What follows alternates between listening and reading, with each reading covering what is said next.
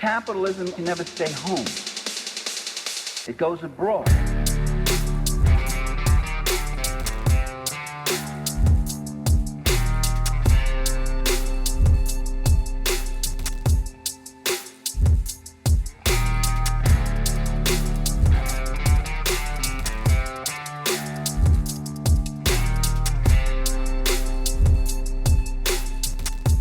The ordinary people simply paid the cost of empire.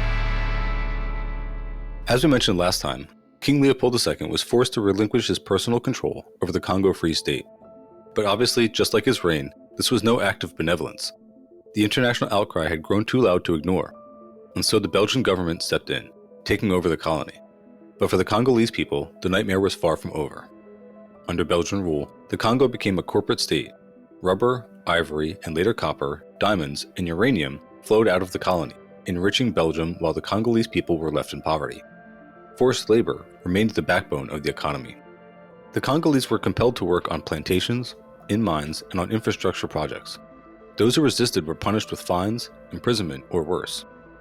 The infamous chicote, a whip made of a hippopotamus hide, was a symbol of this brutal system. But the exploitation wasn't just physical, it was cultural. The Belgians sought to erase the Congolese identity, replacing it with the European model. The colonial administration built schools and hospitals, but these were tools of control, designed to create a subservient class of clerks and laborers. Traditional customs and languages were suppressed. The Congolese were taught to see themselves as inferior, as children in need of guidance from their colonial, quote, parents. So we had mentioned in this and the previous episode that the Congolese people were second-class citizens. Just as Leopold seems to get off the historical hook for a genocide worse in scale than Hitler's, the Belgian government has seemed to avoid the label of apartheid regime. But the Belgian Congo also had a form of institutionalized racial segregation. For instance, the black population was restricted to a subsistence diet and could not hold positions such as army generals, engineers, or doctors, which were reserved for white people only. The Belgian Congo's healthcare system, while advanced, was also segregated. Europeans and Congolese received vaccinations, but the quality and accessibility of healthcare for the Congolese were much lower. The system was described as having a, quote, implicit apartheid, indicating a clear divide in the treatment and rights of the colonizers and the colonized. Moreover, the Belgian Congo's governance was designed to maintain Belgian economic interest and control, with little regard for the welfare of the Congolese people. They were denied political rights, education beyond basic literacy, and any meaningful role in governance. But beneath the surface, resentment was brewing. The seeds of resistance were being sown. Even in the face of this oppression, the Congolese people found ways to resist. They preserved their traditions in secret, passed down stories of their ancestors, and began to dream of a different future. Resistance in the Belgian Congo took many forms. Some were small acts of defiance, a worker slowing down on the job, a village hiding its harvest from colonial tax collectors. Others were more organized. In the 1920s and 1930s, religious movements emerged as a form of resistance. One of the most notable was the Kimbanguist movement, led by Simon Kimbangu. Kimbangu preached a message of spiritual liberation and social justice, attracting thousands of followers. The colonial authorities saw him as a threat and arrested him in 1921. He spent the rest of his life in prison, but his movement lived on, inspiring future generations of activists. Regardless of form, African resistance challenged the colonial regime from the beginning. A rebellion broke out in several eastern districts in 1919 and was not suppressed until 1923. Now I looked into this, and there's actually very little information about this rebellion, other than that it was a major obstacle for the colonizers. In my research on it, all I've found is the same few sources offering what we already know, that colonial exploitation, including forced labor for rubber and mineral extraction, heavy taxation, and violent suppression, led to sporadic revolts. And while the 1919 to 1923 rebellion isn't explicitly described in any of the sources, unrest increased in the Depression years, and more uprisings occurred, such as the Pende Revolt of 1931 and the Lüleburg Mutiny of 1944. So this is the Pende Revolt. In the dense forests and rolling hills of the Kwilu region, the Pende people had lived for generations, cultivating their land and preserving their traditions. But by the early 20th century, their way of life was under threat. Colonization had reached their communities, and by 1931, the Pende had had enough. The spark that ignited the revolt came when colonial authorities demanded that the Pende grow cotton, a cash crop that benefited Belgian industries but offered little to the Congolese. The Pende, already stretched to their limits, saw this as the final insult. They decided to fight back. The Pende Revolt was not a spontaneous outburst of anger, but a carefully organized resistance. At its heart were local leaders who rallied their people to defy the colonial authorities. One of the key figures was Kabangu, a spiritual leader who claimed to have visions of liberation. Kabangu's message resonated deeply with the Pende, who saw him as a prophet sent to deliver them from oppression. Another leader was Kamandala, a village chief who organized the practical aspects of the rebellion. Kamandala and others like him used traditional networks of communication to coordinate the uprising, spreading the call to resist across the region. The Pende were not alone in their struggle. They were joined by neighboring groups, including the Mabala and the Suku, who shared their grievances against the colonial regime. Together, they formed a coalition of resistance that would shake the foundations of the Belgian rule. And it sounds like super white of me to even say, but I can't help thinking of things like Avatar, when you hear about literal tribes of native people getting together for like a militant resistance in a way that they don't usually do because they're like collectively coming together and saying enough is enough. You're right. You are very white. Like, obviously that was the message of that movie, but like it does feel like such a white reference. It is a very white reference. Oh. You're You do that. You're the whitest man I've ever met. Oh, what are you gonna do? Yeah. It's good though when they do that. You love to see it. I wish the tribes get together a lot sooner in general. With the benefit of hindsight, we know that now, but like as I've said many times before, any native people or even native is a colonizer's term, but you know, any people who are from that land originally should, as the second white colonizers get off the boats, we say it like scare every their episode asses. now. I love it. Yeah, it's great. It's literally the second they get off the boat, you need to spear them in the ass, like right in the butt. For all the indigenous people who have yet to be colonized who hear our podcast. Yeah, the people on. Hey, you know who's got the right idea? The people on Sentinel Island. Is that the ones Those that like guys. they actually just do that? Yeah, they do that. No one's allowed on that island, and every I time love them. like a Christian like minister or someone has gone there to like They try don't and come back. do that, they get killed. Anytime like a camera crew goes there to try and do something, they just kill them immediately, and it's like that's fucking awesome. That's exactly what It makes me so it's happy. exactly what they should do. And it's like, and then everyone's like, well, it's really sad that those people got killed, and it's like, well, Meanwhile, just I'm don't here. fucking I'm go here, there. literally tearing up, laughing about it. Like, Yeah. It's also like, just don't fucking go there. They would have left you alone if you didn't go on their land. Leave them alone. yeah, It's as simple as that. Just stop doing that shit. Like he should have learned. Yeah. But anyway, So, let's go back to yeah. some indigenous uprisings. In June 1931, the Pende Revolt erupted in a wave of violence. Armed with spears, machetes, and bows, the rebels attacked colonial outposts, destroyed cotton fields, and targeted collaborators who enforced the colonial regime. Hell yeah, dude. They burned administrative buildings and cut telegraph lines, severing communication between the colonial authorities. The Belgians, caught off guard by the scale and intensity of the uprising, responded with brutal force. They deployed soldiers armed with rifles and machine guns, supported by planes that dropped bombs on rebel villages. The Pende, though outgunned, fought with incredible bravery. They used the dense forests and rugged terrain to their advantage, launching guerrilla attacks and disappearing before the Belgians could retaliate. Another similar tactic to what we saw in the early South African rebellions. The revolt spread rapidly, drawing in thousands of people from across the region. For a brief moment, it seemed as though the Pende might succeed in driving the Belgians out, but the colonial regime, with its superior firepower and resources, was determined to crush the rebellion at any cost. By the end of 1931, the Pende revolt had been brutally suppressed. The Belgians, determined to make an example of the rebels, carried out a campaign of terror. Villages were burned to the ground, crops destroyed, and thousands of people killed or displaced.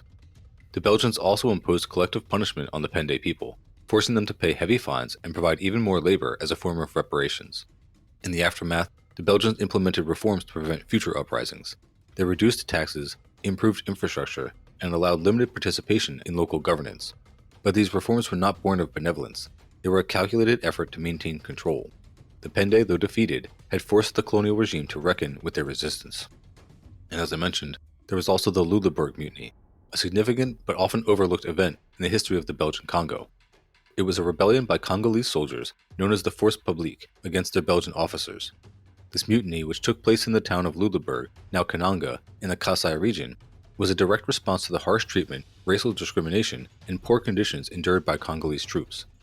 By 1944, The Belgian Congo was a powder keg of tension. World War II was raging, and the colony's resources were being funneled to support the Allied war effort. The Force Publique, the colonial army, was made up of Congolese soldiers commanded by Belgian officers.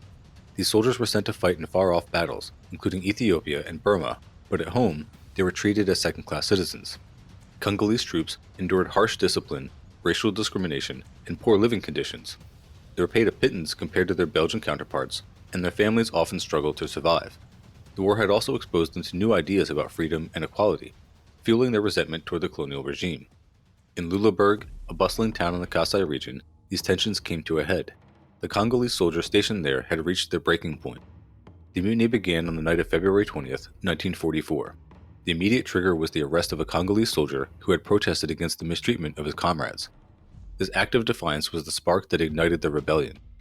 Led by a small group of soldiers, the mutineers stormed the armory, seized weapons, and took control of the military camp.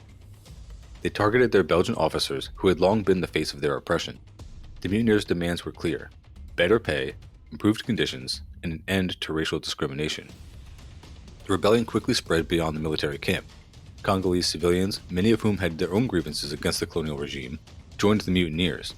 Together, they attacked colonial buildings, destroyed property, and clashed with Belgian forces. For a brief moment, it seemed as though the colonial order might collapse. Once again, it seems like another familiar pattern. The Belgians, once again, caught off guard by the mutiny, responded with even more brutal force. Reinforcements were rushed to Lüleburg. Yeah, they have also learned from previous encounters. All they have is just, all colonialists have is violence. Like, they have no other way. It never occurs. It does occur to them. Of course it occurs to them that they think to themselves, oh, we could offer these people rights. No, fuck that. After they lose. The concessions happen after the thing is either put down or they lose, basically. Yeah. But they're immediately like, fuck that. Pretty much every single time. Immediately, it's just the Mr. Burns thing, like... Good day, Smithers release sounds. I'll find the sound clip and put it in. It wouldn't be that hard to placate people to a certain extent by offering some concessions, but colonialists just don't want to do that because that will interfere with profits. And it's just easier to kill people. So they just kill people. It's just a fucking gross, bloodthirsty ideology. Especially if you can get those people to kill each other. If you have them all separated into some kind of caste system already where you can conveniently pit them against each other, very easy, very cheap. Oh, absolutely. But speaking of which, the mutineers were quickly outgunned. Belgian planes dropped bombs on the town, while soldiers on the ground carried out a ruthless campaign to suppress the rebellion. The mutineers, though brave, were no match for the superior firepower and organization of the colonial forces. Within days, the rebellion had been crushed. The leaders of the mutiny were captured, and many were executed without trial. Others were imprisoned or sent to labor camps, where they faced further abuse. And again, this is just to say, why anyone who opposes capitalism, who opposes capitalists or capitalist governments, should have no reservations when you're sitting here formulating your ideas for, quote, after the revolution, which is like what Western leftists love to do. They love to think about what their ideal society is going to look like after the revolution, rather than doing anything to bring about that society, let alone end the current one to be able to bring about that society.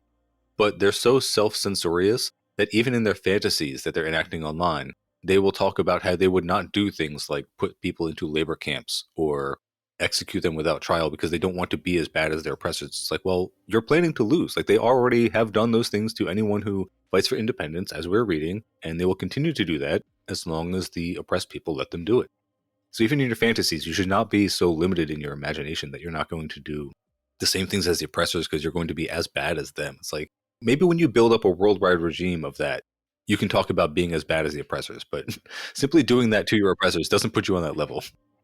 It's like that hilarious, conservative talking point. It's like, actually, Antifa are as bad as the fascists. Remember that? Mm-hmm. Because they were throwing bricks at cops and fascists. They're as bad as fascists. And it's like, that's not how that works at all. Yeah. Pretty funny. I think people are just self-censorious is probably the right term because people are just, I don't know, afraid of doing anything real these days. And honestly, probably rightfully so. They're like, oh, I'll get thrown in prison. It's like, yeah, you probably will. Because you live in a police state.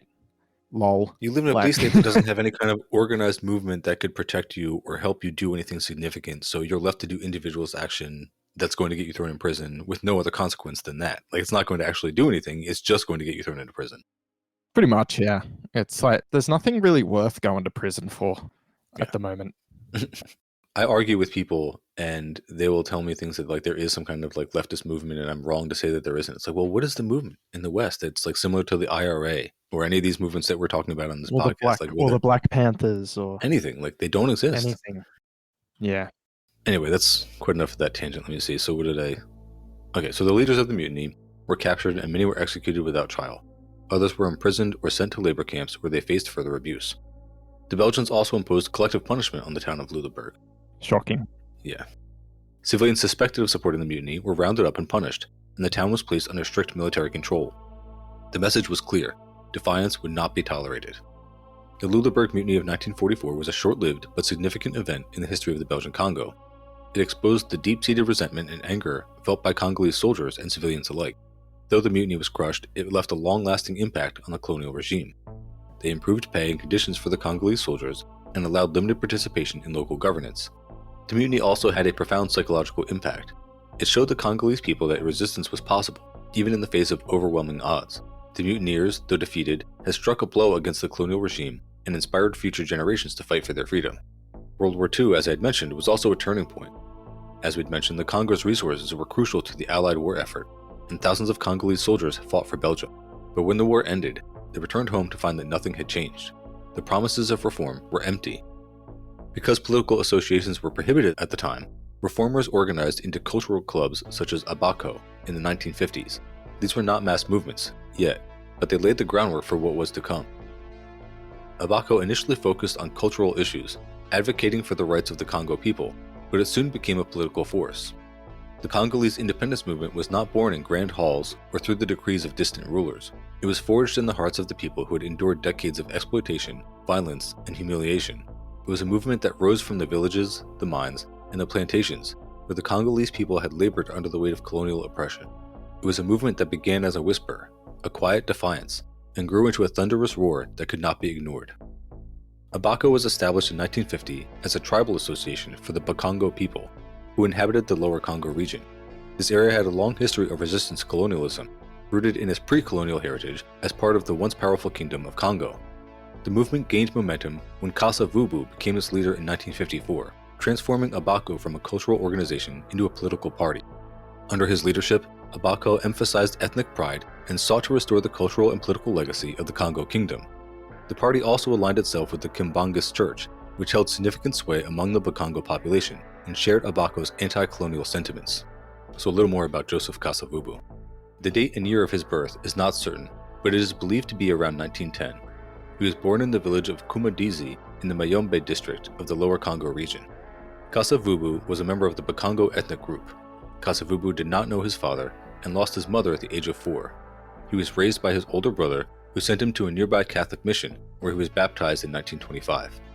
Kasavubu attended mission schools and then between 1936 and 39, attended a seminary where he received the equivalent of an undergraduate degree. He earned a teacher's certificate and worked in mission schools. In 1942, Kasavubu received a bookkeeping job with the Belgian colonial administration, one of the highest positions available to a black Congolese. You know, it's a very interesting and very common theme among revolutionary movements is the leaders that have seemed to come out. This happened in South Africa and here in the Congo, but you can also talk about the struggle in Palestine as well with a lot of the leaders there. Is they're all educated in colonial institutions and they use that education. They end up using that education against the colonists. Great, yeah. Yeah, Awesome. it's a very just a interesting observation that I've found is that the colonizers inevitably produce these highly educated anti-colonial figures, and the education institutions that they put in that serve a goal of, just another means of oppression, end up actually biting them in the ass in the end. In my experience, the natives get a bit testy when they get too educated. Start making a fuss about independence, that sort of thing. Which is great. Yeah, because I was thinking the same thing when I was reading that Mandela had a similar upbringing, right? Very similar. He was very highly educated. He also came from a very privileged background as well. Yeah. So I was saying in 1942, Kasavubu received a bookkeeping job with the Belgian colonial administration, one of the highest positions available to a black Congolese. Joseph Kasavubu entered public life in 1946 when he was elected secretary of his alumni association. In 1954, he was elected president of the Alliances de Bas-Congo, or ABACO, the Bas-Congo Tribal Association. Kasavubu transformed ABACO into a political party, which was an influential political party of the Bakongo ethnic group. 3 years later, in 1957, the ABACO party won all the offices available for Black Congolese politicians in the first municipal elections allowed by Belgian officials in the capital city of Leopoldville. Kasavubu subsequently became mayor of the city. Kasavubu, never a firm supporter of independence, nonetheless headed the second largest political party in the Congo. Meanwhile, in the eastern city of Stanleyville, a young postal worker named Patrice Lumumba was beginning to make a name for himself. Patrice Lumumba was born on July 2, 1925, in the small village of Analula in the Kasai region of the Belgian Congo. His early life was marked by poverty and hardship, but also by a fierce determination to rise above his circumstances. As a young man, Lumumba worked as a postal clerk, a job that exposed him to the injustices of colonial rule. He saw how the Congolese people were treated as second-class citizens in their own land, and he began to dream of a different future, a future where the Congo was free. Lumumba was a self-taught intellectual, devouring books on history, politics, and philosophy. He became a vocal critic of colonialism, using his eloquence and charisma to inspire others. In 1958, he founded the Mouvement National Congolais, or the MNC, a political party that called for a united, independent Congo. Lumumba's vision was radical. He didn't just want independence, he wanted to dismantle the colonial system entirely. His message resonated with the masses, and he quickly became one of the most prominent leaders of the independence movement. Nice. So it's funny that we just happened to say about these people having like formal education from the colonizers, and then here we have Lumumba who's totally self-taught, getting to the same conclusions. Yeah, it's awesome. Yeah, even better. Different ways of getting to the same conclusion. Yeah. We love to see it. But Lumumba was not tied to any particular ethnic group. His vision was of a united, independent Congo. In 1958, he founded the MNC, a party that would become a driving force in the struggle for independence. The MNC reached out to Kasavubu as the colony moved quickly toward independence in 1959 and early 1960. Lumumba endorsed Kasavubu for the presidency, while he became the nation's first prime minister. The spark that ignited the independence movement came in January 1959, in the streets of Leopoldville. A peaceful rally organized by ABACO turned deadly when Belgian police opened fire on the crowd. Dozens were killed, and the city erupted in riots. The Congolese people, long oppressed, had reached their breaking point. The streets became a battleground, and the cry for independence grew louder. Belgium, once again caught off guard by the intensity of the uprising, scrambled to respond. They promised reforms, but the Congolese people were no longer willing to settle for half measures. They wanted freedom, not tomorrow, not in some distant future, but now. The momentum was unstoppable. Political parties like Lumumba's MNC and Kasavubu's ABACO organized mass rallies, strikes, and protests. The Congolese people, united by a shared desire for liberation, stood together as never before. On June 30th, 1960, the Congo finally gained its independence. In Leopoldville, the capital of the newly independent Republic of the Congo, thousands gathered to witness the historic moment. The Belgian flag was lowered, and the blue, yellow, and red flag of the Congo was raised. The crowd erupted in cheers, tears streaming down from their faces. For the first time in over 80 years, the Congolese people were free. The ceremony in Leopoldville was a moment of triumph, but also of tension. King Baudouin of Belgium gave a paternalistic speech, praising Leopold II and suggesting that the Congolese owed their independence to Belgium. The audacity, dude. Especially after you've lost and now you're going to like hand this country their independence. You're going to like say something like that. Yeah, the fucking the colonialist arrogance. While you're losing, while you're being put up against a wall, you'll be like, I let you do this. It's like, yeah, go harder, dude. It's like, that only because it was being handed over peacefully and he wasn't being put up against the wall that he would have the audacity to say something like that. But 100%, yeah. But still, Patrice Lumumba, now the prime minister, was having none of it. In an impromptu speech, he delivered a blistering critique of colonialism. Quote, "We have known sarcasm and insults, endured blows morning, noon, and night. We have seen our lands seized in the name of laws that gave no rights to us." His words were a rallying cry, a declaration that the Congo would no longer be a pawn in the hands of foreign powers. The Belgians were furious. But the Congolese people cheered. For the first time, they had a leader who spoke truth to power. But the road ahead would be anything but easy. Within days of independence... Speaking truth to power was when you put on your radical poetry show.